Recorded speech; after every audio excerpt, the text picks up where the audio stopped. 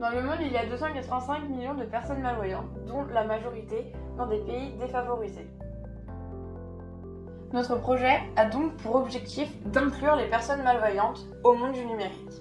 Par exemple, en permettant d'imprimer des emails ou des pages internet, mais également d'équiper des petites structures associatives ou éducatives. Notre solution est donc l'iPrint, une imprimante reliée par un câble à un ordinateur.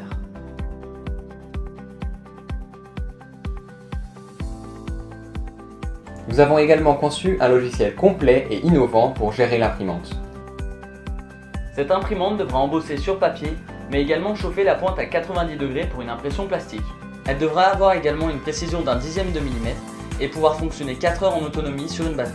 Le tout à un coût inférieur à 300 € de matériel. Notre produit, l'iPrint, doit donc être peu coûteux et respecter les codes du système Braille. Pour mettre en œuvre ce prototype, nous sommes d'abord passés par une phase de modélisation, afin de mieux sélectionner nos composants. Pour valider ces différents modèles, nous avons réalisé des expériences. Finalement, nous avons essayé d'expliquer et de réduire les écarts. Pour améliorer la précision de notre système, nous avons étudié les jeux entre les différents composants. Nous avons également calculé la déformation structurelle grâce à un logiciel de modélisation SolidWorks. On trouve alors une déformation maximale de 2 centièmes de millimètre. Expérimentalement, on trouve des jeux de 0,15 mm. La déformation n'est quant à elle pas visible, donc on la considérera comme négligeable. Pour réduire les jeux, nous avons alors placé les rails d'une façon particulière, mais cela augmente néanmoins les frottements. Pour l'impression sur plastique, il faut que la pointe soit à 90 degrés. Nous avons donc calculé qu'il fallait 2,38 watts pour alimenter la pointe convenablement. Nous avons validé ce modèle grâce à une caméra thermique à un point de fonctionnement de 4 watts. Nous avons trouvé un écart de 0,8% sur la partie pertinente de la pointe. Pour choisir le moteur, nous avons étudié le rendement de l'axe qui est de 56%.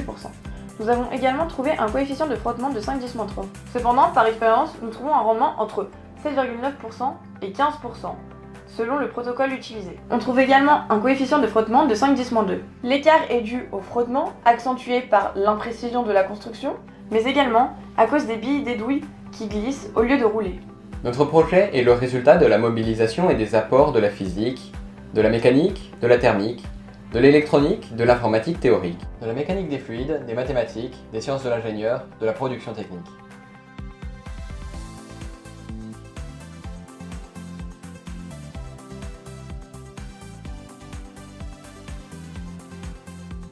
Notre projet présente des intérêts scientifiques, techniques, mais aussi sociétal. De plus, il est très innovant. En effet, d'une part, il permet d'équiper les particuliers à bas prix, alors que l'offre est uniquement industrielle. D'autre part, il présente des fonctions novatrices, comme l'impression plastique.